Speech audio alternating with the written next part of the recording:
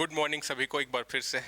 ठीक है, तो आज हम लोग पढ़ रहे हैं जो कल हम लोग पढ़े थे उसके आगे की चीज़, यानी कि खगोलीय स्थिति। ठीक है, तो खगोलीय अवस्थिति के अंतर्गत हम देख रहे हैं कि अक्षांशीय दृष्टिकोण से और देशांतरीय दृष्टिकोण से भारत कहाँ पे लोकेट कर रहा है। अक्षांशीय दृष्टिकोण से हम लोग देख रहे हैं कि भारत है उत्तरी गोलार्ध में। तो कौन कौन से अक्षांश रेखा के मध्य भारत स्थित है, तो हमने जाना, अगर एक तो हो गया हमारा मेनलैंड, और अगर हम ओवरऑल काउंट करें तो द्वीप को अगर हम मतलब शामिल करें तो लक्षद्वीप भी आ जाता है और अंडमान निकोबार भी आ जाता है। ठीक है, तो अगर मुख्य भूमि की बात करें तो यहाँ पे आपको एक अक्षांशीय रेखा मिलेगी इस प्रकार से। ठीक है, और अगर हम द्वीप को भी काउंट करेंगे तब फिर हमें अंडमान निकोबार द्वीप समूह मिल जाएगा, तो यहाँ पे हमें अक्षांशीय रेखा देखने को मिलेगी इस प्रकार से एक। ठीक है, इस प्रकार से अंडमान निकोबार द्वीप समूह है। क्लियर है? तो अगर पूरे भारत की बात करें, पूरे भारत की अगर अवस्थिति कहाँ पे है अक्षांशीय दृष्टिकोण से, तो फिर यहाँ पे जो रेखा गुजरती है बेसिकली वो है 6 डिग्री 45 मिनट उत्तरी अक्षांश, नॉर्दर्न लैटिट्यूड। ठीक है, जो अंडमान निकोबार द्वीप समूह में भी कई सारे द्वीप हैं, तो एक है ग्रेट निकोबार जहाँ पे हमारा पूरे भारत का सबसे दक्षिणतम बिंदु है जिसे हम कहते हैं इंदिरा पॉइंट। और कौन कौन से नाम से जानते हैं उसे, बताया था कल की क्लास में। पार्सन पॉइंट भी कहते हैं, पिग्मेलियन पॉइंट भी कहते हैं। कल बताया था, नहीं बताया था? नहीं बताया था, तो याद रखना इंदिरा पॉइंट को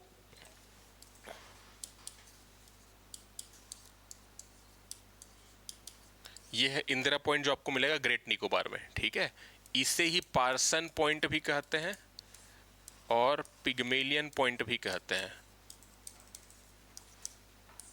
ठीक है, तो ये याद रखना, ये तीनों एक ही स्थान के नाम है। तो 6 डिग्री 45 मिनट बेसिकली हमने देखा है कि 1 डिग्री 2 डिग्री करके 90 डिग्री तक जा रहा है उत्तरी अक्षांश, है ना।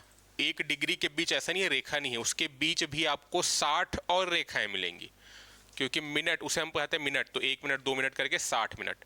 तो इसी प्रकार से 1 डिग्री 1 मिनट, 1 डिग्री 2 मिनट, ऐसे ऐसे और रेखा मिलेगी। ठीक है, फिर मिनट के बाद भी आपको मिलेगा 60 और रेखाएं छोटी छोटी, वो है सेकेंड्स वाली, है ना। तो 1 डिग्री 1 मिनट 10 सेकंड 20 सेकंड ऐसे ऐसे रेखा मिलेगी, तभी किसी भी एक स्थान की लोकेशन हम जान पाएंगे जब अक्षांश रेखा और देशांतर रेखाएं एक पॉइंट में मिलेंगी। ठीक है, इसी के आधार पर हमारा जीपीएस वर्क करता है। तो ये हो गया 6 डिग्री 45 मिनट उत्तरी अक्षांश रेखा जो ग्रेट निकोबार के बेसिकली पिग्मेलियन पॉइंट से गुजरती है। ठीक है, पूरे भारत का सबसे दक्षिणतम हिस्सा है वो। तो अक्षांशीय दृष्टिकोण से पूरे भारत की अगर बात करें तो 6 डिग्री 4-5 मिनट से शुरू हो रहा है। मुख्य भूमि में आते हैं यहाँ पे, तो है हमारा Kanyakumari Cape Comorin 8 degree 4 minute northern latitude यानी उत्तरी अक्षांश। ठीक है, और यहाँ से फिर यहाँ पे हम जब देखेंगे तो यहाँ पे जो अक्षांशीय रेखा है वो है 37 डिग्री 6 मिनट। क्लियर है? तो मेन लैंड की बात करें तो 8 डिग्री 4 मिनट से शुरू होगा, पूरे भारत की बात करेंगे तो 6 डिग्री 4-5 मिनट से शुरू होगा। क्लियर है यहाँ तक? तो ये हो गया अक्षांशीय दृष्टिकोण से भारत की अवस्थिति उत्तरी गोलार्ध में कौन कौन सी रेखाओं के मध्य, ये ध्यान रखना है। देशांतरीय दृष्टिकोण से बात करें तो देशांतरीय दृष्टिकोण से पूर्वी गोलार्ध में भारत, तो कौन सी देशांतर रेखाओं के बीच अवस्थित है, तो यहाँ पे आपको एक देशांतर रेखा मिलेगी इस प्रकार से 68 डिग्री 7 मिनट पूर्वी देशांतर, ईस्टर्न लॉन्गिट्यूड। ठीक है, क्लियर है यहाँ तक? और इसके बाद जो हमारा सबसे पूर्वी बिंदु है किबिथु, वो आपको मिलेगा 97 डिग्री 25 मिनट पूर्वी देशांतर। तो ये अक्षांशीय और देशांतरीय रेखाएं जिनके बीच भारत है, ये याद रखना है। छत्तीसगढ़ पढ़े होगे आई थिंक, ये सब पढ़े हो ना। हाँ, तो ये हो गया अक्षांशीय और देशांतरीय दृष्टिकोण। हाँ, मैं पहले बताया था तो पढ़ाया था। ठीक है, तो ये सब याद रखना है। क्लियर है? इस प्रकार से हम इसके बाद हम देखते हैं कि एक जो प्रमुख अक्षांश रेखा है वो है कर्क रेखा, जहां तक कर्क रेखा और मकर रेखा के बीच ही सूर्य की किरणें लंबवत रहती है साल भर, है ना। तो कर्क रेखा हमने देखा था 23 डिग्री 26 मिनट उत्तरी अक्षांश रेखा को हम कर्क रेखा कहते हैं। तो उत्तरी गोलार्ध में किसी पॉइंट तक, किसी रेखा तक अगर सूर्य की लंबवत किरणें आ रही तो है 23 डिग्री 26 मिनट, इसे हमने कहा कर्क रेखा। ये बेसिकली 8 राज्यों से होके गुजरती है भारत के, इस प्रकार से हम देखें तो। ठीक है, तो गुजरात हो गया, राजस्थान, मध्य प्रदेश, छत्तीसगढ़, झारखंड, पश्चिम बंगाल, त्रिपुरा और मिजोरम। ठीक है, यहाँ तक तो ठीक रहेगा। कई बार डाउट हो सकता है तो राजस्थान में हो सकता है क्योंकि थोड़ा सा हिस्सा कवर करता है, हाँ, और हो सकता है इधर वाले में नामकरण में थोड़ा त्रिपुरा मिजोरम को मणिपुर ना कर दो। ठीक है, तो ऐसा हो सकता है, तो याद रखना त्रिपुरा मिजोरम। ये वाला पता है ना सभी को, जो नए हैं उन लोग को स्टेट्स के बारे में आप लोग को पता है, आपको पता है? देखो ये जो स्टेट्स है ना, अभी तो वैसे मैं पढ़ाऊंगा ही आगे जाके और, बट यहाँ पे थोड़ा बेसिक जैसे मैं बताऊँ, ये तो पता होगा इधर का, पता है ना, इधर में डाउट होता है। और किसी का डाउट? देखो पहले आप लोग को भी था, मैं क्लियर किया, शुरू में नहीं पता था बोले थे। ठीक है, ये कौन सा स्टेट है? सिक्किम हो गया। ये वाला जो है ना, ये पश्चिम बंगाल है। पश्चिम बंगाल केवल नीचे नहीं है, पश्चिम बंगाल की सीमा 3 पड़ोसी देशों से लगती है। एक तो है बांग्लादेश, इसके अलावा ये जो सेक्शन हम देख रहे हैं ये पूरा पश्चिम बंगाल है ना, इस प्रकार से। तो नेपाल से भी इसकी सीमा लग रही है, हम देख रहे हैं ये वाला सेक्शन। फिर ये वाला हो गया सिक्किम का, इस प्रकार से ये भूटान से लग रहा है। फिर नीचे अगेन बांग्लादेश। तो बांग्लादेश, नेपाल, भूटान 3 देशों के साथ सीमा लग रही है। ये पश्चिम बंगाल है, इसके ऊपर है सिक्किम। ठीक है, ये वाला जो स्टेट आपको देखने को मिल रहा है ये है अरुणाचल प्रदेश, ये वाला। ठीक है, और ये जो स्टेट आपको मिल रहा है ये है असम। क्लियर? असम के नीचे दिख रहा है मेघालय, है ना, यहाँ तक ठीक। ये है अरुणाचल प्रदेश, इसके बाद आ जाता है नागालैंड। ठीक है, फिर ये है मणिपुर, है ना, और ये है मिजोरम, और ये है त्रिपुरा। ठीक है, क्लियर? तो हमने देखा कि त्रिपुरा और मिजोरम से होकर गुजर रही है ना। मिजोरम की जगह आपको मणिपुर मिल सकता है ऑप्शन में, कंफ्यूज करने के लिए। ठीक है, तो ये क्लियर रखना, 8 राज्यों से होकर गुजर रही है कर्क रेखा। ठीक है, इसी प्रकार से देशांतरी रेखा की बात करें तो देशांतर जो रेखा है 82.5 डिग्री, यानी कि 82 डिग्री 30 मिनट, उसे हमने माना है भारत की मानक समय रेखा। इसी रेखा पर जो टाइम होता है उसे हम यहाँ पे भी सेम टाइम मानते हैं। हालांकि जो लोकल टाइम है उसमें अंतर होता है। ठीक है, जैसे कि यहाँ पे सुबह के 4 बजेंगे अगर, ठीक है, बेसिकली क्या हो रहा है, पृथ्वी जो है पश्चिम से पूर्व की ओर घूम रही है, तो इस वाले सेक्शन में सूर्योदय पहले होगा, है ना, इस वाले सेक्शन में बाद में होगा। यहाँ पे सुबह हो चुका है, तब भी यहाँ पे थोड़ा भी अंधेरा ही है, रात है। अगर यहाँ पे सुबह के 6 बजे है तो यहाँ पे कितने बजे होंगे? 2 घंटा पीछे है ना, तो कितने टाइम हुआ रहेगा यहाँ पे? हाँ, यहाँ पे 6 बजे है तो यहाँ पे 4, यहाँ पे अभी भी अंधेरा है, यहाँ पे सूर्योदय नहीं हुआ है। ठीक है, और यहाँ पे जब 6 बजे रहेगा तो यहाँ पे कितना टाइम रहेगा? हाँ, 8 रहेगा ना, कैसे 4 बोल रहे हो? ठीक है, ये घूम चुका है ना। ठीक है, तो यहाँ पे अगर 8 बजे है तो यहाँ पे 10 बज चुका रहेगा, लेकिन लोकल टाइम में 10 बजे है, लेकिन हमने मानक समय रेखा इसे माना है यहाँ पे। ठीक है, तो इस कारण से यहाँ पे मतलब सनलाइट ज़्यादा आ रही है। ऑफिस का टाइम हो गया है लेकिन बैठे हैं घर में, अभी टाइम 10 नहीं बजे है ना करके, इस कारण से, समझ रहे हो ना। तो मानक समय रेखा जो है भारत की वो है 82 डिग्री 30 मिनट पूर्वी देशांतर, है ना, और ये 5 राज्यों से होकर गुजरती है। ये इलाहाबाद के निकट नैनी से होकर गुजरती है।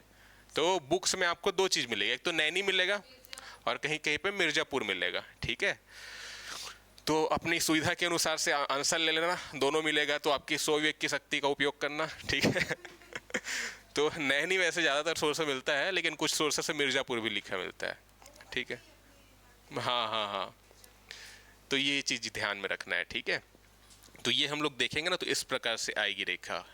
उत्तर प्रदेश हो जाएगा, मध्य प्रदेश हो जाएगा, छत्तीसगढ़, उड़ीसा और आंध्र प्रदेश, इस प्रकार से 82 डिग्री 30 मिनट पूर्वी देशांतर। क्लियर है? तो उत्तर प्रदेश हो गया, मध्य प्रदेश, छत्तीसगढ़, उड़ीसा और झारखंड बोलो, आंध्र प्रदेश। ठीक है, क्लियर है यहाँ तक? तो 8 राज्य और 5 राज्य याद रखने, इस प्रकार से। ठीक है, तो ये भारत की मानक समय रेखा है। जैसे कर्क रेखा भारत को लगभग 2 भागों में बांट रही है, उत्तर दक्षिण, ये पूर्व और पश्चिम 2 भागों में विभक्त कर रही भारत को। ठीक है, तो ये याद रखना है। इसके बाद हम लोग समझते हैं भारत की स्थलीय सीमा। स्थलीय सीमा मतलब कि पड़ोसी देशों के साथ सीमा को हम देख रहे हैं। तो भारत की कितने देशों के साथ सीमा साझा हो रही है? तो 7 देशों के साथ इंडिया अपनी बाउंड्री शेयर कर रहा है ना। तो ये हमें देखना है। स्थलीय सीमा देखेंगे, फिर देखेंगे जलीय सीमा। यहां से आप देखेंगे इस प्रकार से, ये वाली जो लाइन है इसके नीचे फिर आ जाता है अरब सागर। ठीक है, यहाँ पे आप हमारा पड़ोसी देश मिलेगा पाकिस्तान। ठीक है, इस प्रकार से यहाँ पे हम देखेंगे बेसिकली ये वाला रीजन इधर आता है म्यांमार, और ये वाला जो क्षेत्र है ये है बांग्लादेश का। ठीक है, यहाँ पास से हम बेसिकली बनाएंगे। ठीक है, तो ये जो बेसिकली इस प्रकार इधर का जो रीजन आपको देखने को मिल रहा है, ये वाला, ये तो पूरा महासागर है, बंगाल की खाड़ी हो गया, अरब सागर, हिंद महासागर। ठीक है, और यहाँ पे जो हम देख रहे हैं यहाँ पे लैंड से घिरा हुआ है भारत, ऊपरी उत्तरी जो बेसिकली सेक्शन की हम बात करें तो कौन कौन से देशों के साथ अपनी सीमा साझा कर रहा है? टोटल है देश 7, है ना। और कौन कौन से है तो उसको हम देखेंगे कि किसके साथ ज़्यादा लंबी सीमा साझा कर रहा है उस अकॉर्डिंग। ठीक है, तो सबसे ज़्यादा लंबी सीमा साझा करता है भारत जो है वो बांग्लादेश के साथ, है ना। अगर मैप देखोगे तो चाइना लगेगा, पाकिस्तान लगेगा, लेकिन बांग्लादेश के साथ करता है क्योंकि ये काफ़ी टेढ़ा मेढ़ा है इधर का जो सेक्शन है वो, है ना। तो सीधा लाइन जब खींचेंगे तो ज़्यादा लंबा हो जाएगा। ठीक है, तो बांग्लादेश के साथ सबसे लंबी सीमा साझा करता है भारत। ये वाला जो हिस्सा देख रहे हैं हम,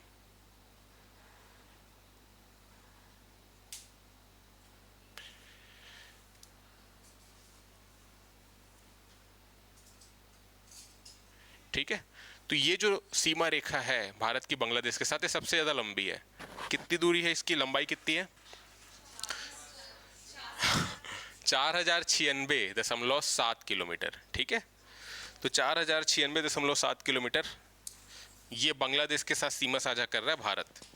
क्लियर? सबसे पहला नंबर पे।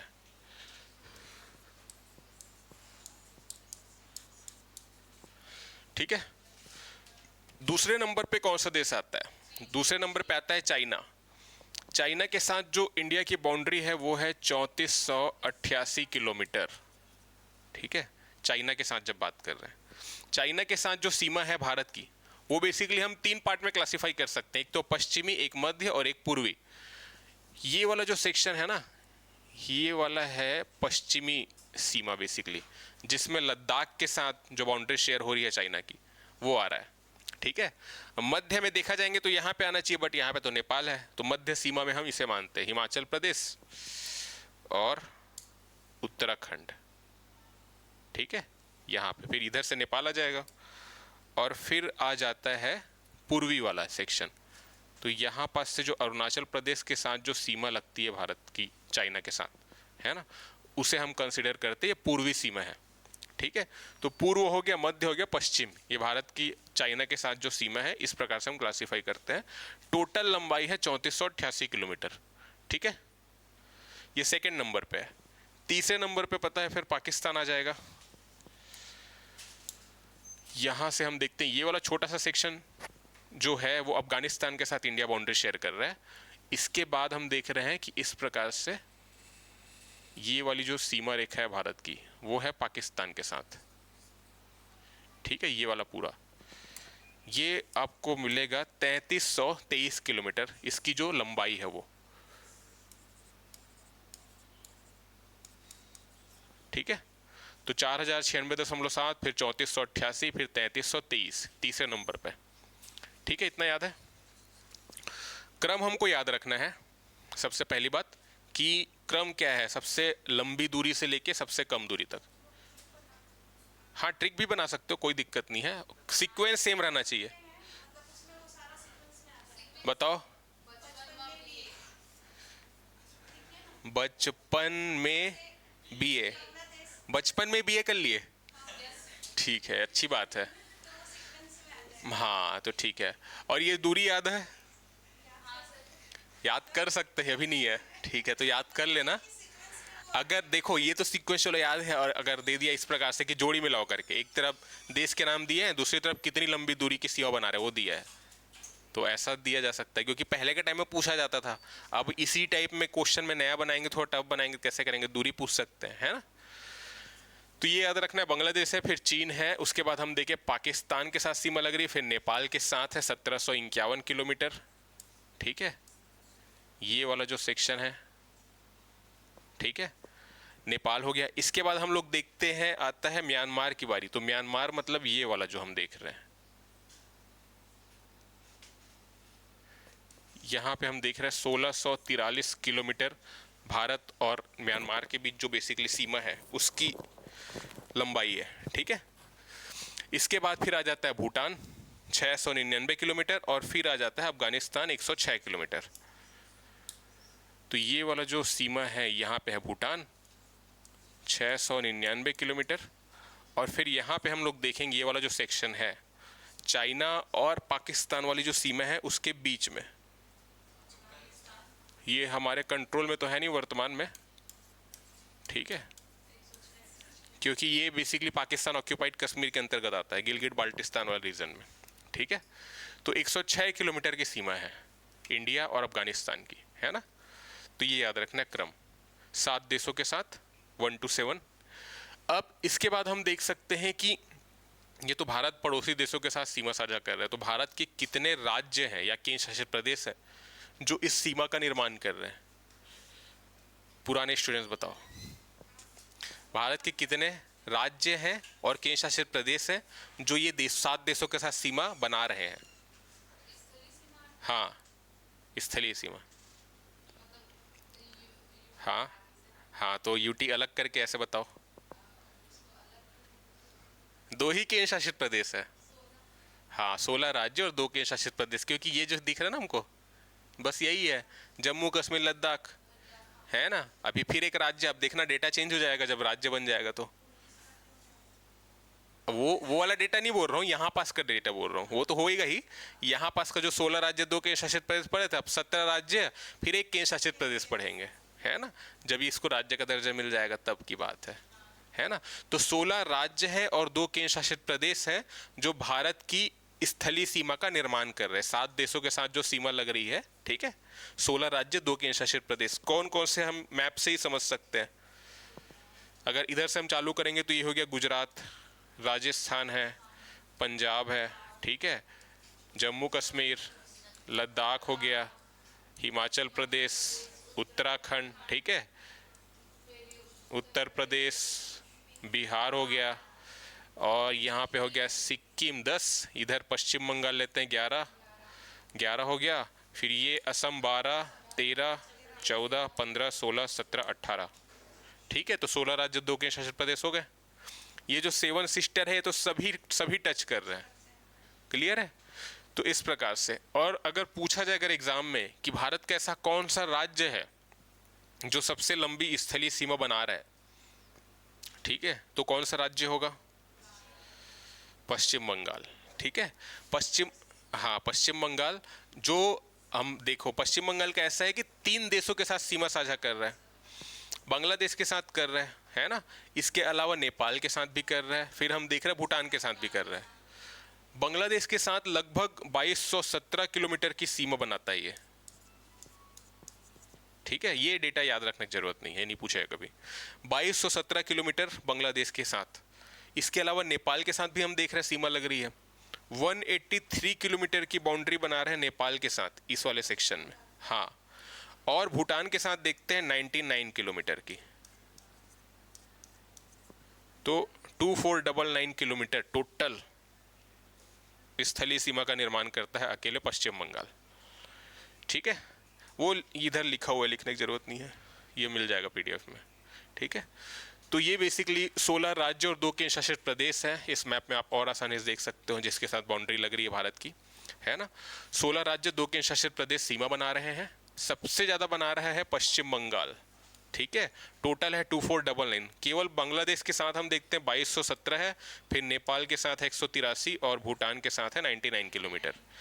इसके बाद जो हम देखते हैं सबसे कम कौन सा बना रहा है, तो एक ही है लद्दाख 106 किलोमीटर। ये वाला जो सेक्शन आप देख रहे हैं ना, ये अफगानिस्तान है, पर्पल कलर वाला, तो ये थोड़ा सा हिस्सा लगता है इंडिया से, जो गिलगित बाल्टिस्तान वाला क्षेत्र है, ये पाकिस्तान ऑक्यूपाइड कश्मीर के अंतर्गत है, हमारे वर्तमान में अधिकार में नहीं है हमारे, ठीक है, लेकिन है तो भारत का हिस्सा ही।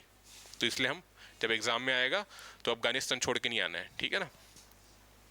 तो ये याद रखना। तो सबसे कम अगर देखें तो 106 किलोमीटर की बाउंड्री लगती है अफगानिस्तान के साथ, और वो 106 किलोमीटर एक ही केंद्र शासित प्रदेश है जो है लद्दाख, ठीक है। अब यहाँ पे जैसे सिक्किम देखेंगे, सिक्किम है तो भूटान के साथ सिक्किम की 32 किलोमीटर की बाउंड्री है, लेकिन वो केवल भूटान के साथ है। सिक्किम की सीमा चाइना के साथ भी लग रही है, नेपाल के साथ भी लग रही है ना। तो ओवरऑल काउंट करते हैं तो काफ़ी ज़्यादा हो जाती है फिर। तो ये याद रखना है, ठीक है। ये स्थलीय सीमा की हम बात कर रहे हैं। तो हमने स्थलीय सीमा के अंतर्गत देखा टोटल लंबाई, ये तो बताया नहीं था, 15,106.7 किलोमीटर। ये जो डेटा है ये ना मिनिस्ट्री ऑफ होम अफेयर्स का है, ठीक है। मिनिस्ट्री ऑफ होम अफेयर्स का ये डेटा है 15,106.7 किलोमीटर, यहाँ से लेकर ये टोटल जो पूरी स्थलीय सीमा है, जो हमने ये सब पढ़ा है ना बांग्लादेश का कितना, इसको अगर आप टोटल करोगे तो ये डेटा आएगा। कहाँ गया ये वाला 15,106.7। कई बुक्स में आपको मिलेगा 15,200 किलोमीटर, बट उसको हमको नहीं लेना है आंसर, ठीक है। अगर 15,200 है और 15,106.7 नहीं है, 15,200, 15,300, 400, 500 ऐसा है, तब 200 को लेंगे आंसर, ठीक है। नहीं तो अगर एग्जैक्ट डेटा दिया है ना तो 15,106.7 ये गृह मंत्रालय के डेटा के अकॉर्डिंग, ठीक है। इसको आप टोटल करोगे तो यही डेटा आएगा, है ना।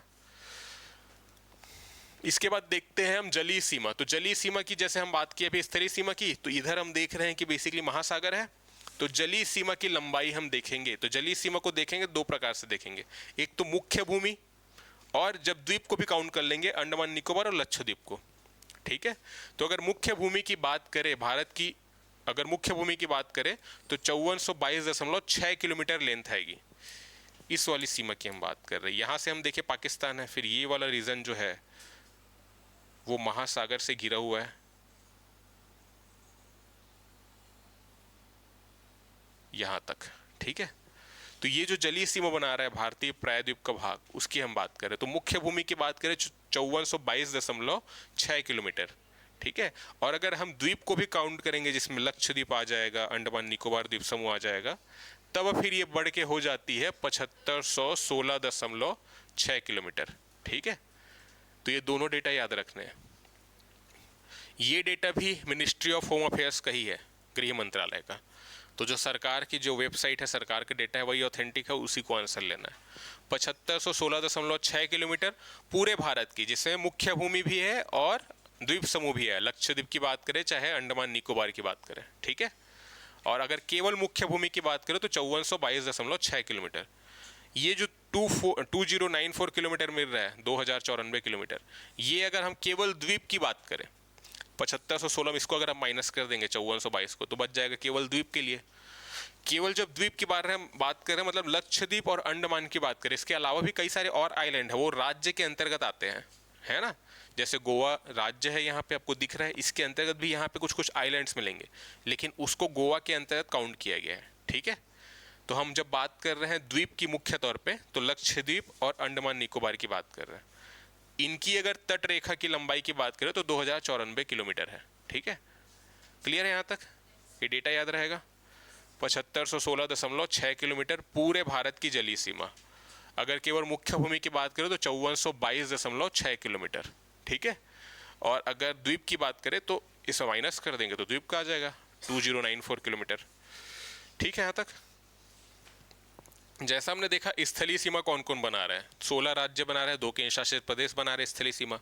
यहाँ पे जलीय सीमा का निर्माण करते हैं 9 राज्य और 4 केंद्र शासित प्रदेश, ठीक है। ये प्रश्न पूछा भी जा चुका है, ठीक है, तो इसको याद रखना है, ठीक है। तो 9 राज्य और 4 केंद्र शासित प्रदेश बनाते हैं जलीय सीमा, और इसका क्रम को ही मैं याद कराया था। इसका भी बनाया कोई ट्रिक, याद करो। हाँ हाँ, बना लेना, जो बनेगा मुझे ही बताना, ठीक है। तो देखो 9 राज्य और 4 केंद्र शासित प्रदेश बना रहे हैं। पहले तो इधर से पश्चिम से पूर्व की ओर देख रहे हैं कौन कौन से हैं। तो सबसे पहले आपको मिल रहा है गुजरात यहाँ पे, ठीक है। तो गुजरात हो गया एक, फिर महाराष्ट्र है, यहाँ पे गोवा पहले लेंगे ना, फिर आएंगे कर्नाटक पे, ठीक है।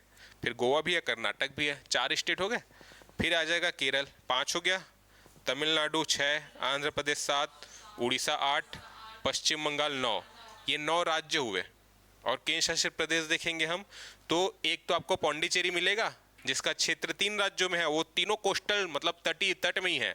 चाहे कराईकल पौंडीचेरी की बात करें, यहाँ पे माहे है और यहाँ पे यनम है आंध्र प्रदेश में, ये सभी तट में है। ठीक है, तो एक तो पौंडीचेरी हो गया। दूसरा हम देखते हैं दादर नागर हवेली दमन दीव, है ना, तो ये तो सेक्शन हो गया दीव का, यहाँ पे दमन आ जाएगा, दादर नगर हवेली आ जाएगा यहाँ पे गुजरात महाराष्ट्र वाले रीजन में। ठीक है, तो ये तो दोनों केंद्र शासित प्रदेश था पहले, एक बना दिए हैं, तो एक ये हो गया। तो पौंडीचेरी हो गया, दादर नागर हवेली दमन दीव 2 हो गया। ठीक है, तीसरा कौन सा है केंद्र शासित प्रदेश? लक्षद्वीप यहाँ पे, और चौथा है यहाँ पे अंडमान निकोबार। ठीक है, तो 9 राज्य और 4 केंद्र शासित प्रदेश जो है वो जलीय सीमा का निर्माण कर रहे हैं। ठीक है, और इसको हमको कम से कम याद रखना है क्रम से, कुछ टॉप के राज्यों के तो नाम याद रख सकते हैं। ठीक है, सबसे ज्यादा जो सीमा बना रहा है जलीय सीमा, अगर पूरे भारत की बात करेंगे तो अंडमान निकोबार आएगा केंद्र शासित प्रदेश, है ना, सबसे ज्यादा 1962 किलोमीटर। ठीक है, सबसे ज्यादा बना रहा है। अगर हम ओवरऑल 9 राज्य 4 केंद्र शासित प्रदेश की बात करें तो, अगर केवल राज्यों की बात करेंगे तो आ जाएगा गुजरात, है ना, गुजरात आ जाएगा 1214 किलोमीटर। ठीक है, तो भारत का ऐसा कौन सा राज्य है जो सबसे ज्यादा जलीय सीमा का, सबसे लंबी जलीय सीमा का, या तटीय सीमा भी बोल सकते हैं जलीय सीमा को, उसका निर्माण करता है, तो वो है गुजरात। ठीक है, सेकंड नंबर पे आपको मिलेगा आंध्र प्रदेश, ये वाला। ठीक है, क्लियर है। तीसरे नंबर पे है तमिलनाडु। तो सबसे ज्यादा लंबी अगर हम ओवरऑल देखें तो अंडमान निकोबार, फिर है गुजरात, मतलब सेकंड नंबर पर अगर बात करें गुजरात आ जाएगा। केवल राज्य की बात करेंगे, प्रश्न देख लेना पूछा क्या है ना, भारत की सबसे लंबी तटीय सीमा कौन सा बनाता है, अगर ऐसा बस लिखा है तो राज्य केंद्र शासित प्रदेश तो अलग अलग क्लासीफाई नहीं किया, मतलब हमको केंद्र शासित प्रदेश को लेना है क्योंकि सबसे ज्यादा लंबी तो बना रहा है अंडमान निकोबार। ठीक है, और अगर ऑप्शन में ही नहीं है वो तो फिर गुजरात तो रहेगा ही। ठीक है, तो गुजरात, तो सबसे ज्यादा अगर राज्य की बात करें तो गुजरात है, फिर आ जाएगा आंध्र प्रदेश, फिर तमिलनाडु है, फिर यहाँ पे आ जाएगा महाराष्ट्र, इसके बाद है केरल। ठीक है, फिर आ जाएगा उड़ीसा, फिर आएगा इधर कर्नाटक, पश्चिम बंगाल, उसके बाद लक्षद्वीप, फिर गोवा आ जाएगा, है ना, और उस प्रकार से पौंडीचेरी और दमन दीव आ जाएगा। ठीक है, ये पूरा इस प्रकार से आपको मिल जाएगा क्रम से। किलोमीटर भी लिखा है, किलोमीटर याद रखने की जरूरत नहीं है, आप बस क्रम याद रखना है। ठीक है, तो स्टार्टिंग के 3-4 का कम से कम याद रख लेना। अगर हम राज्य की बात करें जिसके साथ सबसे मतलब जिसकी सबसे ज़्यादा लंबी तटीय सीमा है तो गुजरात है, और सबसे कम तटीय सीमा वाला जो राज्य है वो है गोवा। ठीक है, राज्य की बात करें। ओवरऑल बात करें तो अंडमान निकोबार है सबसे ज़्यादा लंबी सीमा 1962, और दमन दीव दादर नगर हवेली इसी के अंतर्गत 42.5 किलोमीटर। ठीक है, केंद्र शासित प्रदेश है। क्लियर है यहाँ तक? तो ये हमने बात किया तटीय सीमा जलीय सीमा के बारे में। जलीय सीमा बोलो या तटीय सीमा बोलो एक ही है। ठीक है, तो स्थलीय सीमा की लंबाई कितनी है? स्थलीय सीमा 15,106। ठीक है, ठीक है। जलीय सीमा की टोटल देख के बता रहे हो? हाँ ठीक है, हाँ है ना, हाँ है। ठीक है, तो ये याद रखना है। और अगर मुख्य भूमि की बात करें तो जलीय सीमा 5422.6। ठीक है, क्लियर है यहाँ तक? 5422। ठीक है, 7516.6 किलोमीटर, फिर है 5422.6 किलोमीटर अगर मुख्य भूमि की बात करें तो। इसमें हम इसको माइनस कर देंगे तो 2094 आ जाएगा। वो लक्षद्वीप और अंडमान निकोबार की है, क्योंकि हम देखेंगे अंडमान निकोबार का 1962 और लक्षद्वीप का देखेंगे 132, प्लस करेंगे तो हमें ये डेटा मिलेगा 2094 किलोमीटर। ठीक है, हाँ, नौसेना। ठीक है, और कौन सी सेना बची? हाँ, इतना बेसिक क्वेश्चन भी नहीं पता रहेगा तो क्या बोलूं मैं। हम्म यहाँ पे बॉर्डर ऐसा नहीं रहता। बॉर्डर मतलब बोलने का मतलब है कि हर जगह आपको घेराबंदी नहीं मिलेगी, आपको फेंसिंग नहीं मिलेगी हर जगह, ठीक है। जैसे कि इंडिया और हम बात करें म्यांमार की, तो ये प्राकृतिक बॉर्डर है, कहीं पे पहाड़ है, कहीं पे हम फेंसिंग कहाँ पे करेंगे, सिक्योरिटी कहाँ पे बढ़ाएंगे जिनसे हमें खतरा होगा। भारत की नेपाल के साथ भी सीमा है, आपको बॉर्डर नहीं देखने को मिलेगा, म्यांमार के साथ नहीं देखने को मिलेगा, ऐसे क्षेत्रों में ही मिलेगा जहाँ पे थोड़ा सा विवाद चल रहा है ना। पाकिस्तान के साथ आपको मिल जाएगा भाई, चाइना के साथ भी मिल जाएगा, लेकिन चाइना के साथ भी बहुत सारा जो रीजन है प्राकृतिक वाला ना, पहाड़ी क्षेत्र है, कैसे आप बनाएंगे, तो सेना की चौकी स्थापित करते हैं वहां पे, निगरानी करेंगे, पेट्रोलिंग करते हैं, है ना। तो बॉर्डर आपको ऐसा नहीं है कि आप जाओगे तो फेंसिंग मिलेगा, इधर से बांग्लादेश चालू हो जाएगा, ऐसा नहीं है ना। प्राकृतिक सीमा है, और जहां जहां पे हम पता चलता है कि अगर इलीगल माइग्रेंट्स वहां से आ रहे हैं, तो वहां पे बेसिकली तैनाती होती सुरक्षा बलों की, है ना। कुछ कुछ हिस्से में फेंसिंग करेंगे, सब जगह नहीं कर सकते ना, ठीक है। हाँ। हम्म। हम्म। नहीं, एग्जाम में जो आपको पूछा जाएगा ना, एक तो ये पूछा जा सकता है एग्जाम में कि जलीय सीमा यानी कि तटीय सीमा की लंबाई कितनी है, तो ओवरऑल याद रखना 7516.6 किलोमीटर एक चीज। मुख्य भूमि की अगर बात करें, अगर ये पूछा है तो 5422.6, ठीक है। लेकिन अधिकांश बुक में जैसे 15,106 को 15,200 भी लिखा मिलेगा, तो ये जो सीमा है ना, इसको लिखा मिलता है 6100 किलोमीटर। तो बुक्स वगैरह में ना ये डेटा मिलता है, लेकिन हम इसको नहीं लेंगे। अगर एग्जाम में ये नहीं दिया है और मुख्य भूमि की बात की है तब 6100 लेंगे, क्योंकि बुक में ये लिखा हुआ है करके। लेकिन ये जो डेटा है ये मिनिस्ट्री ऑफ इन्वायरमेंट का डेटा है, पर्यावरण मंत्रालय का। तो भारत सरकार जो डेटा जारी करे उसको मानेंगे ना, कोई ऑथर बुक में क्या लिखा है उसका क्या सोर्स है कैसे पता, ठीक है। ये सब जो डेटा है 2021-22 का जो आर्थिक सर्वेक्षण था केंद्र सरकार का, है ना, उसके डेटा की मैं बात कर रहा हूँ। क्लियर है। तो ये दो चीज हो गया, ठीक है। और इसके अलावा जो पूछा जाएगा, जो आपका क्वेश्चन था कि हम देख रहे हैं कि 9 राज्य 4 केंद्र शासित प्रदेश बना रहे जलीय सीमा, तो सबसे पहले नंबर पे अंडमान निकोबार 1962 किलोमीटर, तो ये किलोमीटर याद रख सकते हो 1962। लक्षद्वीप का याद रख सकते हैं, वैसे लक्षद्वीप का पूछा भी नहीं जाएगा, अंडमान निकोबार सबसे ज़्यादा है तो याद रख सकते हैं। दूसरे में है फिर गुजरात 1214.7 किलोमीटर, ठीक है। तो ये जो दो चीज़ है वो डेटा, ये दो डेटा हम याद रख सकते हैं, ठीक है। बाकी फिर क्रम देख सकते हैं कि हो सकता है कि 3-4 राज्य दे दिए और तटीय सीमा की दूरी के हिसाब से क्रम से जमाइए। तो गुजरात, आंध्र प्रदेश, तमिलनाडु, महाराष्ट्र, केरल, इतना कम से कम याद रखना, टॉप 4-5, ठीक है। बाकी के बारे में पूछा, ये संभावना कम है। राज्य में बात करेंगे तो सबसे कम है गोवा की सीमा 101 किलोमीटर, और ओवरऑल बात करेंगे दादर नगर हवेली दमन दीव आ जाएगा यूनियन टेरिटरी, ठीक है। बाकी बीच का नहीं भी याद है तो कोई दिक्कत नहीं है, ठीक। इसके बाद हम देखते हैं प्रमुख तटीय मैदान। अब ये जो हमारी जो बेसिकली जलीय सीमा है, तटीय सीमा है, उसके जो तट है बेसिकली तटीय मैदानों से कुछ कुछ नामकरण है। तो इसको हम दो भाग में डिवाइड कर सकते हैं। यहाँ से अगर हम देखें इस प्रकार से, ये वाला हो गया पूर्वी तटीय मैदान हो गया, और ये वाला पश्चिमी तटीय मैदान। तो इसके नाम क्या है ये पूछे जाते हैं, है ना। पश्चिम से स्टार्ट करेंगे तो ये जो सेक्शन आपको मिल रहा है यहाँ पास से, तो फिर इधर साइड से, यहाँ पास से पाकिस्तान ऊपर, ठीक है। तो ये जो सेक्शन हमको मिल रहा है गुजरात का, यहाँ तक, इसे हम कौन से नाम से जानते हैं, काठियावाड़ तट के नाम से, ठीक है। और ये आपको पूछा जा सकता है कौन से राज्य में, सिंपल सा क्वेश्चन, काठियावाड़ तट तो गुजरात में है। काठियावाड़ तट को, ये जो आप सेक्शन देख रहे हैं ये है एक प्रायद्वीप, ये वाला, क्योंकि तीन ओर से जल से घिरा है ना। ये जो सेक्शन है इधर भी जल है, कच्छ की खाड़ी है, खंभात की खाड़ी है, अरब सागर है ना। तो तीन ओर से जल से घिरा है, कल की क्लास में जैसे मैंने बताया तीन ओर से जल से घिरा है, तो उसको हम कहते हैं प्रायद्वीप। तो ये है काठियावाड़ प्रायद्वीप, है ना। और ये जो है ये है कच्छ, ये इसके ऊपर वाला, ठीक है। ये वाला जो रीजन है ये है कच्छ, और ये जो है ये है काठियावाड़,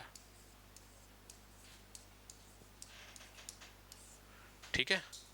तो ये काठियावाड़ तट हो गया। ओवरऑल बात करें तो पूरे को काठियावाड़ तट बोलते हैं, लेकिन इसका भी अगर क्लासिफिकेशन करें तो ये वाला जो सेक्शन है ये है कच्छ तट। ये जो कच्छ बात कर रहा हूं ये वाला सेक्शन, यहां से लेकर के यहां तक, ये है कच्छ वाला हिस्सा। तो इसको कच्छ का तट बोलते हैं, इस वाले रीजन को जो समुद्र के साथ जो सीमा बना रहा है। और इस वाले रीजन को बोलते हैं काठियावाड़।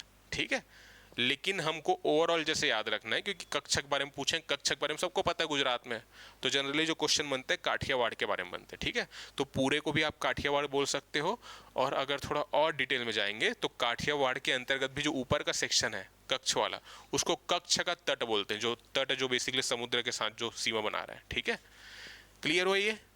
तो गुजरात में मिलेगा काठियावाड़। इसके बाद आ जाते हैं महाराष्ट्र हो गया और गोवा, इसको हम लोग बोलते हैं कोंकण तट। ठीक है, महाराष्ट्र हो गया और गोवा कोंकण तट कहेंगे इसे। इसके बाद आता है नीचे है कर्नाटक। तो कर्नाटक को किस नाम से जानते हैं? कनारा तट कहते हैं। ठीक है, एक और भी नाम है, वो है करावली। तो कनारा तट हो गया या करावली तट हो गया, ये आपको मिलेगा कर्नाटक में। और इसके बाद आ जाता है कौन सा? हाँ, तो मालाबार। ये सब एग्जाम में आपको मिल जाएगा क्वेश्चन, प्रीवियस ईयर देखना, यहाँ से क्वेश्चन पूछे गए हैं। तो केरल में फिर मिल जाएगा मालाबार तट। ठीक है, तो पश्चिम में हमने देखा एक तो काठियावाड़, फिर है कोंकण, क्रम से भी जमा सकते, उत्तर से दक्षिण जमाने को आ सकता है। ऐसा क्वेश्चन पूछा जा सकता है कि भारत के जो पश्चिम तटीय मैदान है उसको उत्तर से दक्षिण की दिशा में क्रम से जमाइए। ठीक है, समझ आया क्वेश्चन? तो पश्चिम तटीय मैदान में उत्तर से दक्षिण, तो उत्तर में गुजरात तो काठियावाड़, फिर महाराष्ट्र और गोवा कोंकण, फिर कर्नाटक का कनारा तट या करावली तट भी कहते हैं, और फिर केरल में आ जाएंगे तो मालाबार तट। ठीक है, जमा लोगे ना ऐसे? इसके अलावा हम पूर्व की बात करें तो 3 प्रमुख तट मिलेंगे।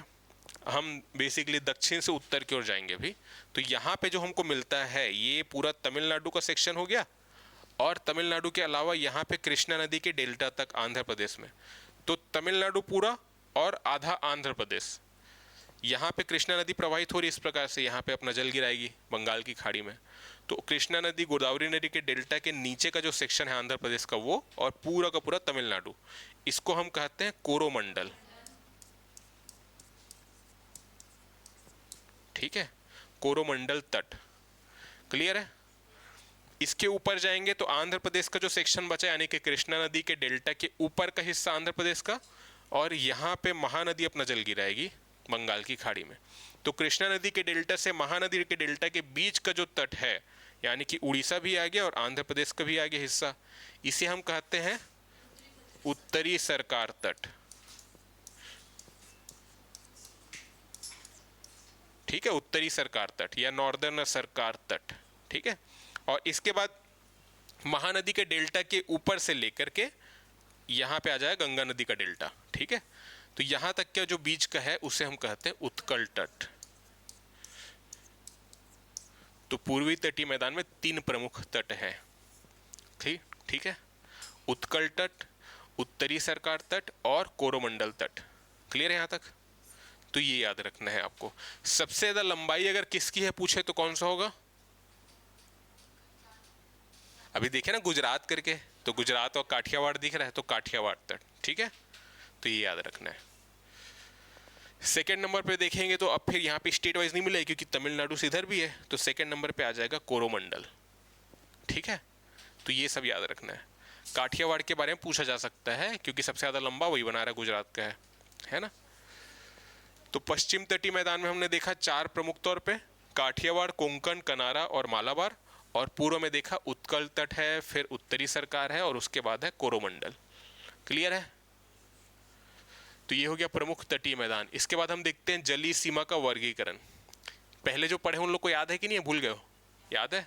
जलीय सीमा का वर्गीकरण बोलने का मतलब है, ये तो हमारी स्थलीय सीमा हो गई, फिर हमने देखा कि भारत की जो सीमा है जलीय सीमा की बात करें तो महासागर से भी शेयर हो रही बाउंड्री जो है वो, है ना। तो इसका वर्गीकरण करने का पर्पस है कि भाई जल में, समुद्र में भारत का अधिकार क्षेत्र कहाँ से कहाँ तक है ना। तो इंटरनेशनल मैरीटाइम ऑर्गेनाइजेशन IMO जो है, ये पूरे वर्ल्ड में जितने भी देश हैं जो समुद्र के साथ सीमा साझा कर रहे हैं, तो उनका समुद्र के पानी में, जल में, समुद्र के संसाधन में कहाँ तक अधिकार है, उस बेसिस पे IMO ने जलीय सीमा का वर्गीकरण किया। ये भारत के लिए नहीं है, सभी के लिए है। ठीक है, सभी देशों के लिए है। क्लियर है? अंतर्राष्ट्रीय कानून देखो अब क्या हो रहा है कि देश के भीतर स्थलीय सीमा के भीतर जो कानून है वो तो भाई हम सोवरेन हैं, तो हम हर देश अपने अपने कानून बना सकती है। समुद्र किसी का नहीं है ना, तो एक अंतर्राष्ट्रीय संगठन है इंटरनेशनल मैरीटाइम ऑर्गेनाइजेशन, यही कानून बनाता है, इसके कानूनों को मानने बाध्य है सभी के लिए। ठीक है, नहीं मानेंगे तो दंड का प्रावधान रहेगा, ऑब्वियस सी बात है। क्लियर? तो इस प्रकार से, ताकि समुद्र में ऐसा ना हो कि कोई अधिकार कर ले। अब जैसे चाइना जो है इंडियन ओशन में बहुत ज़्यादा अपनी सैनिक गतिविधि को बढ़ा रहा है, तो भारत की सुरक्षा को चिंता का विषय, भारत की सुरक्षा के लिए अन्य जो देश हैं साउथ ईस्ट एशिया के जो छोटे छोटे कंट्रीज हैं उन लोग कंसर्न जाहिर करते हैं, है ना। तो इसका जो विवाद का जो मतलब बेसिकली बात करें निपटारा है वो करता है इंटरनेशनल मैरीटाइम ऑर्गेनाइजेशन। ठीक है, IMO। इसी ने जलीय सीमा का वर्गीकरण किया है। तो जलीय सीमा का वर्गीकरण बोलने का मतलब है ये जो हम देख रहे हैं तटीय सीमा, और इसके बाद जो जल हमको देखने को मिल रहा है महासागर में, उसमें कहाँ तक भारत का नियंत्रण रहने वाला है। इस स्थल में तो पूरा ही है ना। तो इसको हम देखते हैं। सबसे पहले तो एक कंसेप्ट आता है आधार रेखा का, यानी कि बेस लाइन जिसे हम कहते हैं। बेस लाइन कहने का मतलब है जैसे कि इस वाले सेक्शन की हम बात करें, इस वाले सेक्शन का एग्जांपल ले रहे हैं, ठीक है, पूर्वी तट की बात कर रहे हैं हम लोग। तो अगर समुद्र रहेगा इस प्रकार से, ये हमारी बेसिकली स्थलीय भूमि है, तो इस प्रकार से आपको मिल सकता है, कटी फटी रहेगी। अभी हमने देखा ओवरऑल, मतलब ऊपर से देखेंगे तो एक सीधी रेखा टाइप में मिल रही है, जूम करते जाएंगे तो मतलब कटा फटा मिलेगा, काफ़ी ज़्यादा टेढ़ा मेढ़ा। तो इस प्रकार से, तो इसको हम लोग बेसिकली एक काल्पनिक रेखा से मिलाते हैं। ये जो तट है ना, इसको एक काल्पनिक रेखा से मिलाएंगे हम, ये जो कटे फटे भाग हैं इस प्रकार से। फिर यहां से हम काउंट करना चालू करेंगे जो जलीय सीमा का वर्गीकरण है उसको। तो पहले जो टेढ़े मेढ़े जो तट हैं उसको हमने एक सीधी काल्पनिक रेखा से मिलाया, और इसी रेखा को हम कहते हैं आधार रेखा, है ना। इस तरफ पूरा आपको मिलेगा महासागर। ये जो रेखा है व्हाइट कलर में जो आप देख रहे हैं, ये है आधार रेखा। ठीक है, ये जो सेक्शन है ये है मुख्य भूमि। ठीक है, तो ये जो टेढ़े मेढ़े तट को मिलाने वाली काल्पनिक रेखा है, पानी में रेखा तो खींच नहीं सकते, तो काल्पनिक रेखा रहेगी, जाहिर सी बात है, ये है आधार रेखा। इसके बीच का जो सागर है, मतलब जल है, जो जो यहाँ पे हमको देखने को मिल रहा है, ये वाले सेक्शन में पानी है, ये वाले सेक्शन में है, ठीक है, इधर है पानी। तो ये जो पूरा है ना, ये जो सेक्शन है जिसमें जल है, काल्पनिक रेखा और मुख्य भूमि के बीच का, इसे हम कहते हैं आंतरिक सागर या आंतरिक जल। ठीक है, आंतरिक जल बोले, आंतरिक सागर बोलो, ये तो पूरा भारत का ही है। ठीक है, और इसके बाद फिर वर्गीकरण चालू होता है। तो तीन प्रकार से वर्गीकरण करते हैं, एक है प्रादेशिक जल सीमा, दूसरी है संलग्न क्षेत्र यानी कंटिजियस जोन, और फिर है एक्सक्लूसिव इकोनॉमिक जोन यानी कि अनन्य आर्थिक क्षेत्र। ठीक है, तो ये तीन वर्गीकरण है जलीय सीमा का। सबसे पहली बात करते हैं प्रादेशिक सीमा। तो पहले हमने समझा आधार रेखा, क्योंकि आधार रेखा से ही काउंट करना चालू करेंगे। तो आधार रेखा से 12 समुद्री मील तक, एक समुद्री मील कितना होता है, 1.8 किलोमीटर। ठीक है, 1.8 किलोमीटर एक समुद्री मील। तो 12 समुद्री मील तक कहां से, आधार रेखा से, है ना। तो यहां पास से लेकर के 12 समुद्री मील तक ये जो रेखा आएगी,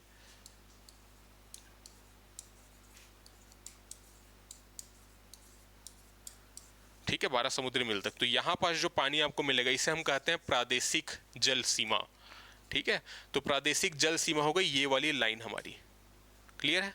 और यहां पर जो वाटर आपको मिल रहा है ये है बेसिकली टेरिटोरियल, कहाँ गया, टेरिटोरियल सी इसे हम कहते हैं, प्रादेशिक सागर कह सकते हैं, क्षेत्रीय सागर कहते हैं। किसे कहेंगे, आधार रेखा से लेकर के 12 समुद्री मील के बीच का जो जलीय क्षेत्र है उसे।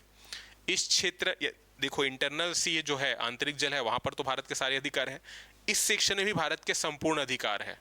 ठीक है, जो मछली पालन करना है, जो भी गतिविधि है ना, सारे के सारे राइट्स है इंडिया के पास इस वाले सेक्शन में।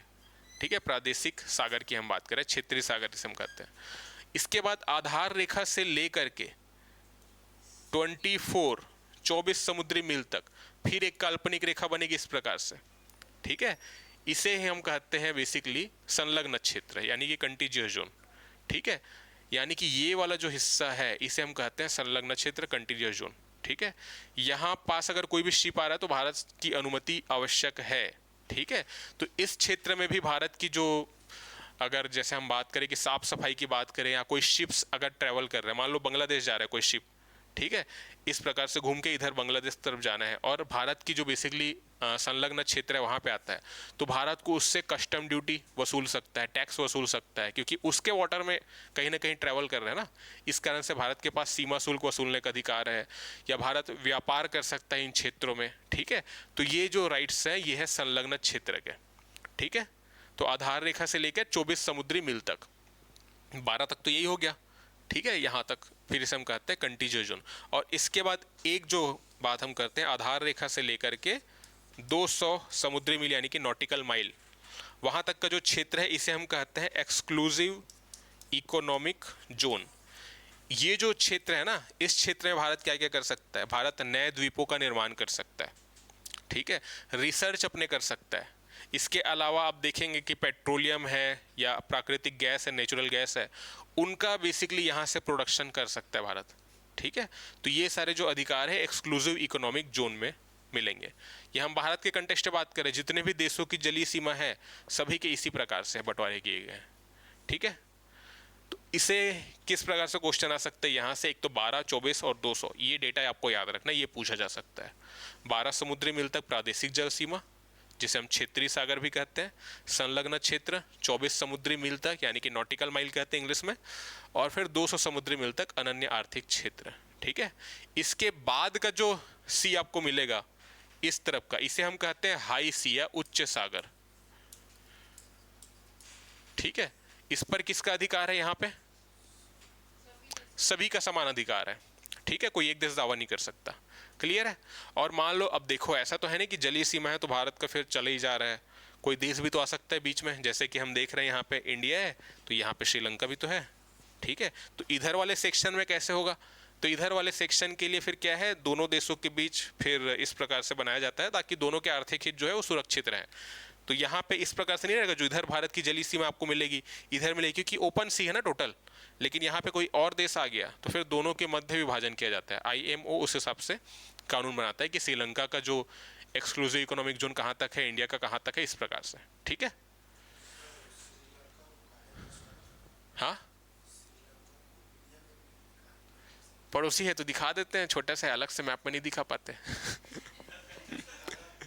हाँ, नहीं ऐसा कोई पर्टिकुलर कारण नहीं है, कई सारे मैप में दिखाते हैं, कई सारे मैप में नहीं भी दिखाते हैं। नहीं नहीं, भारत का पार्ट नहीं रहा है वो, प्राचीन काल में आप देखोगे बहुत ज़्यादा, ऐसे तो फिर अंग्रेजों का वहाँ पे रहा है। और जब प्राचीन इतिहास आप पढ़ोगे, है ना, क्या हो गया, तो प्राचीन इतिहास आप पढ़ोगे तो इंडिया मतलब ऐसा एज अ कंट्री तो आपको मिलेगा नहीं, प्राचीन काल में अलग अलग राजवंश है ना।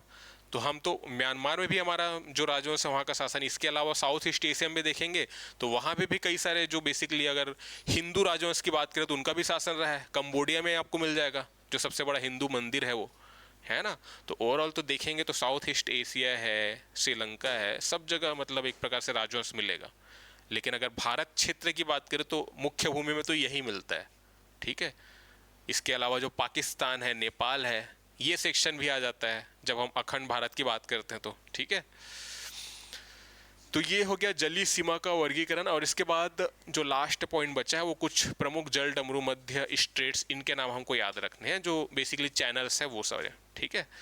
तो इसको हम कैसे याद रख सकते हैं, ये हमारे इंडिया हो गया। यहाँ पे आप देखेंगे कुछ द्वीप है, टोटल 36 द्वीप मिलेंगे आपको, है ना, इस प्रकार से लक्षद्वीप जिसे हम कहते हैं। इसके नीचे आ जाएंगे तो एक कंट्री मिलेगी, कौन सी है, आइलैंड कंट्री। नीचे आएंगे तो मालदीव, ठीक है, तो इधर मालदीव मिल जाएगा, है ना। यहाँ पे हमको मिलता है अंडमान निकोबार, तो ये भी हमको काफ़ी सारे मतलब आइलैंड्स है, ग्रुप ऑफ आइलैंड्स है, ठीक है। एक द्वीप नहीं है, द्वीप समूह है, इसी कारण द्वीप समूह कहते हैं। तो एक हो गया उत्तरी अंडमान, जो प्रमुख जो द्वीप है ना, टोटल हम देखेंगे ना तो 836 आइलैंड है ना। तो उत्तरी अंडमान हो गया, फिर मध्य अंडमान हो गया, फिर हो गया दक्षिणी अंडमान, फिर एक गैप है मिलेगा, फिर ये आपको मिलेगा लघु अंडमान यानी कि लिटिल अंडमान। इसके नीचे फिर निकोबार द्वीप समूह है, तो निकोबार में एक बड़ा द्वीप है जो कार निकोबार है, फिर एक है ग्रेट निकोबार, ठीक है। और इसके बाद नीचे इधर से चालू हो जाता है, दिख रहा है ना, इसके बाद नीचे से चालू हो जाता है इंडोनेशिया का, सुमात्रा द्वीप आता है, फिर जावा द्वीप आता है। ठीक है, एक मैप होगा इंडिया का, उसमें देखते हैं। ये वाला इसमें दिखेगा, नीचे का सेक्शन थोड़ा ब्लर है, फिर भी समझ आ जाएगा। ये जो आपको दिख रहा है पिंक कलर में जो ब्लर सेक्शन मिल रहा है, ये बेसिकली है मालदीव का। यहाँ पे ये मालदीव का सेक्शन हो गया। ठीक है, ये वाला, और यहाँ पे आप लोग देखेंगे लक्षद्वीप मिलेगा। ठीक है, ये हो गया श्रीलंका, ये हो गया हमारा अंडमान निकोबार आइलैंड का पूरा जो सेक्शन है। और इसके बाद आप इधर देखेंगे तो म्यांमार है, थाईलैंड है, ये सब है साउथ ईस्ट एशिया के जो कंट्रीज है वो। इधर आप देखेंगे इंडोनेशिया मिलेगा, तो इंडोनेशिया भी एक आइलैंड कंट्री है। जितने आपको मिलेंगे ना, काफ़ी ज़्यादा इधर आइलैंड मिलेंगे। ठीक है, तो इंडोनेशिया के भी जो आइलैंड है उसमें से एक जो आइलैंड है, ये वाला जो आप देख रहे हो येलो कलर में, ये है सुमात्रा आइलैंड। इसके बाद नीचे मिलेगा जावा। ठीक है, फिर एक आइलैंड मिलेगा बोर्नियो। तो इस प्रकार से याद रखना है। ठीक है, तो इनके मध्य अब जो हम देख रहे हैं बेसिकली पूरा जो है महासागर है, बीच बीच में आइलैंड है। हमने देखा है कि बेसिकली 0 डिग्री अक्षांश रेखा से ऊपर 1 2 3। ठीक है, तो ये जो दो, जैसे हम बात करें लक्षद्वीप है और मालदीव है, इनके बीच जो ये सागर है, तो कौन सी जो लाइन है या चैनल है जो अलग कर रहा है, क्या नाम दिया गया है, तो ये सब नाम याद रखने हैं। ठीक है, तो सबसे पहले बात करते हैं कि मालदीव ये वाला सेक्शन, और लक्षद्वीप का भी एक जो द्वीप है जो सबसे दक्षिण में है वो है मिनिकॉय, है ना। इन दोनों को अलग करने वाला चैनल कौन सा है, तो चैनल की जब हम बात करें, यहाँ पे लिखा है 8 डिग्री चैनल। ये 8 डिग्री चैनल कौन सा है, ये उत्तरी अक्षांश की ही बात कर रहे हैं। 8 डिग्री उत्तरी अक्षांश वाली जो लाइन है ना, 0 डिग्री के बाद 1 2 3, उसकी हम बात कर रहे हैं। तो इसे हम कहते हैं 8 डिग्री चैनल, यानी कि ये वाला, ये हम मालदीव है, और इसके बीच से जो चैनल है, जो अक्षांश रेखा है, उसकी हम बात कर रहे हैं। ठीक है, मालदीव। और लक्षद्वीप में भी पर्टिकुलर कौन सा द्वीप, मिनिकॉय। ठीक है ना, तो मिनिकॉय और मालदीव के बीच है 8 डिग्री चैनल। ठीक है, इसके बाद आ जाता है 9 डिग्री चैनल। ये है मिनिकॉय, यानी कि ये वाला, और इसके ऊपर लक्षद्वीप के जो बाकी के द्वीप समूह हैं, टोटल सभी आ गए। टोटल 36 है, जिसमें से एक ये हो गया। उसके बाद जो बाकी के जो बचे 35 है, उनके बीच की हम बात कर रहे हैं, ये वाले लाइन की। तो ये है 8 डिग्री, ये है 9 डिग्री। ठीक है, और इसके बाद एक आता है 10 डिग्री। 10 डिग्री आपको मिलेगा अंडमान एवं निकोबार में। तो कार निकोबार और लिटिल अंडमान के बीच ये वाला जो है ना, ये लिटिल अंडमान है, लघु अंडमान। अंडमान की हम बात करें, ये है अंडमान द्वीप समूह हो गया, और ये आ जाता है निकोबार के अंतर्गत।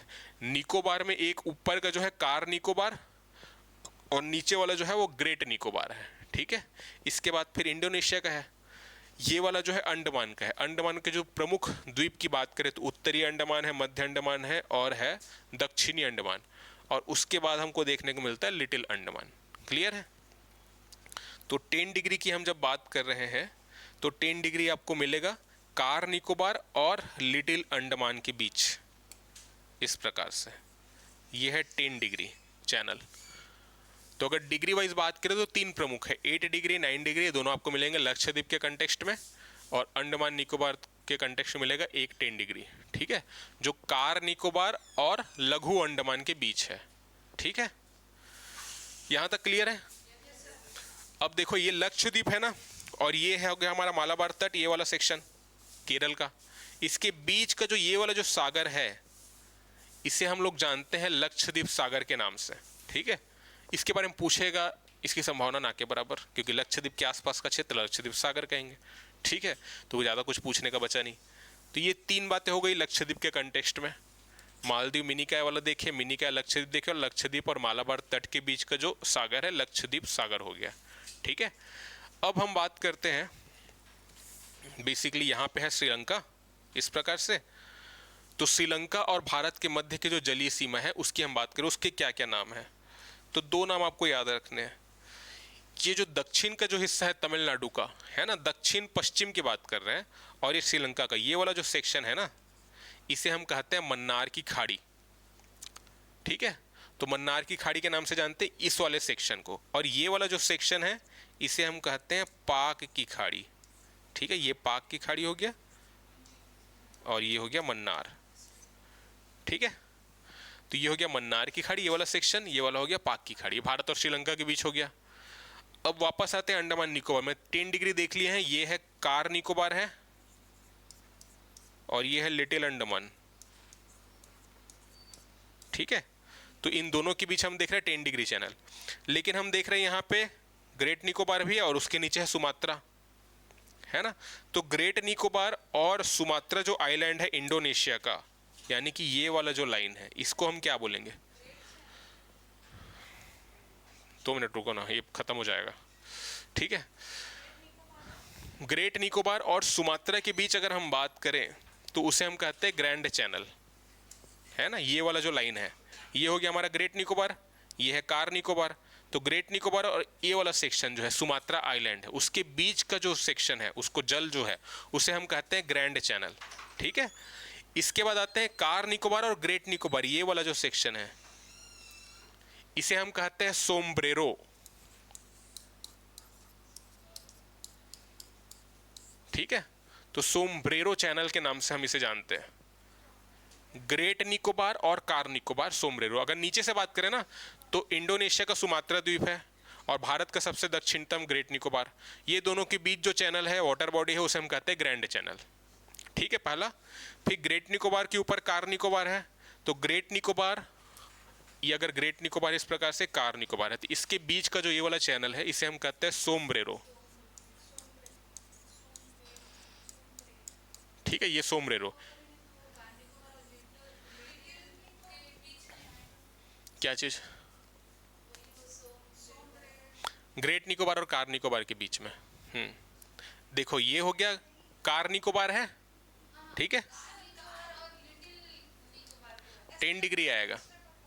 नहीं नहीं नहीं नहीं, देखो अभी समझो यहाँ पे क्या बोल रहा हूँ, 2 मिनट समझो अभी। देखो, ये हो गया हमारा इंडोनेशिया का, ठीक है, कुछ दूसरा मैप लेते हैं। ये हो गया हमारा जावा द्वीप हो गया, सॉरी सुमात्रा द्वीप है, ठीक है, इंडोनेशिया का। इसके नीचे और मिलेगा इधर, ये है जावा, ये सब इंडोनेशिया का है, ठीक है। इसके बाद जैसे यहाँ पे है ग्रेट निकोबार, तो ग्रेट निकोबार और सुमात्रा के बीच जो वाटर बॉडी आपको मिलेगी, ये वाली, ये है ग्रैंड चैनल। ठीक है, क्लियर। इसके बाद हम देख रहे हैं कि ग्रेट निकोबार के ऊपर है फिर कार निकोबार, और ये जो वाटर बॉडी है इन दोनों के बीच में, वो है सोम्ब्रेरो। ठीक है, यहां तक। इसके बाद हम देखते हैं कि अंडमान द्वीप समूह है, तो फिर यहां पे आपको मिलेगा लिटिल अंडमान या लघु अंडमान। ठीक है, तो लिटिल अंडमान और कार निकोबार के बीच जो वाटर बॉडी आपको मिलेगी ना, ये वाली, इसे हम कहते हैं, क्या कहते हैं? हाँ, लिटिल अंडमान और कार निकोबार के बीच जो वाटर बॉडी मिल रही है, इसे हम कहते हैं 10 डिग्री चैनल। ठीक है, क्लियर है। और इसके बाद देख रहे हैं लिटिल अंडमान है, उसके बाद है दक्षिण अंडमान, क्योंकि उत्तर है, मध्य है, दक्षिण है, यहां पे इस प्रकार से उत्तर मध्य दक्षिण। तो दक्षिण और ये वाली जो वाटर बॉडी मिलेगी, इसे हम कहते हैं डंकन पास। डंकन पास या डंकन पैसेज एक ही है, ठीक है।